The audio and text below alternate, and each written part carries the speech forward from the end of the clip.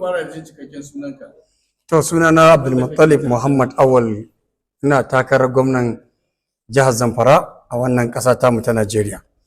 Shi gwamna shi ke da wuƙa da nama wajen zartar da dokoki da kuma hukunce-hukunce na al'umma waɗanda suka shafi ci gabansu da kuma kawo musu gyara a cikin rayuwarsu. Ɗan majalisa wakili ne za a aika domin isar da saƙo na wasu al'umma. Yana iya yiwuwa in ya je ya samu nasara wajen isar da saƙonsa, kuma na iya zama bai samu nasara ba. Amma gwamna executive power gare shi, duk abin da ake ba daidai ba zai iya gyara shi, zai iya canza shi a kowane irin hali ne cikin taimakon Allah subhanahu wataala, wanda zai kama al'umma da yake shagoranta ci gaba tare da su. Menene a cikin shimban da hidima ga al'umma?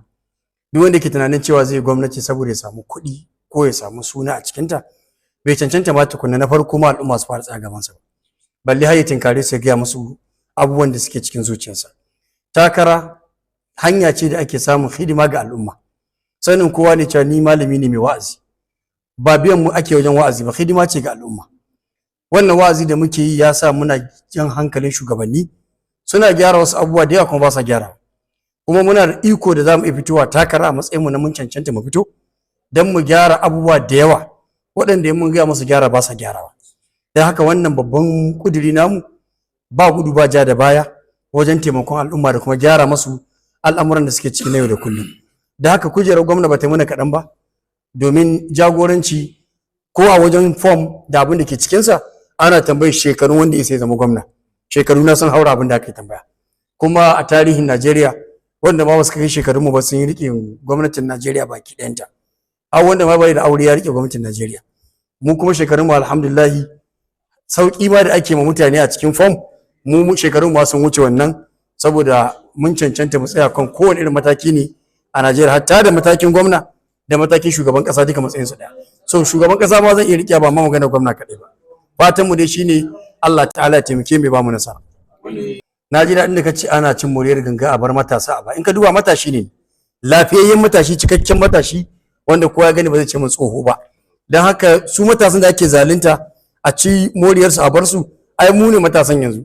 Don haka za mu na sama adalci, mu yi mana ƙasa adalci, mu kuma yi ƙwato haƙƙin mu matasan, saboda matasa su gane the young shall grow and the young can lead. Kana da saƙo ga al'umma? Saƙo na ga al'umma shine su zama masu natsuwa a koda yaushe wajen zaɓen 'yan takara wanda za su kawo musu ci gaba. Babu do or die a cikin wannan lamari. Duk abin da Allah ta'ala kadarta haka zai kasance. Idan al'umma suka ce ba sa buƙatar jagorancin mu, za mu kauce mu koma cikin 'yan kallo tare da addu'a. In suna buƙatar jagorancin mu, za mu kuma ci gaba da ɗaura ɗarmarar mu wajen ganin mun isar da saƙon mu. In suka nemi goyon bayan mu, janye mu ba mu wasu dama wayanda muka cewa akwai cancanta da ci gaba tare da su wanda ya daidai da manufar mu, a shirye muke mu ba da dukkan gudunmuwar mu ga kowane ɗan adam ne wanda zai kawo ci gaba a cikin al'umma. Kar ka manta na ce maka ni mai wa'azi ne, mai karantar da mutane ne a bi hanyar Allah. Ai mutane da suke wannan abu ba sa tsoron Allah. Ba haka bane. In ka dubi ci gaban demokaradiyya ta America ta fi kowace, amma ba zaman lafiya gare su ba. America kowa na iya daga bindiga ya harbe wanda ya ga dama ba tare da an damu da wannan abin da ya aikata ba. Ka kalli gwamnatin Saudiya, aiki ake da shari'ar Allah, masu ilimi ne suke jagoranci, ta'addanci yana da karanci a wannan kasar. Idan muka ɗauko dokokin Allah muka yi amfani da su wajen matsayinmu na masu wa'azi, da izinin Allah ta'ala za a samu sauki a cikin ba magana ƙarfi ba ce ko kuma makami, hanyoyi ne mabambanta da za mu bi wajen taimakon Allah da muke nema ya ba mu nasara cikin al'amari.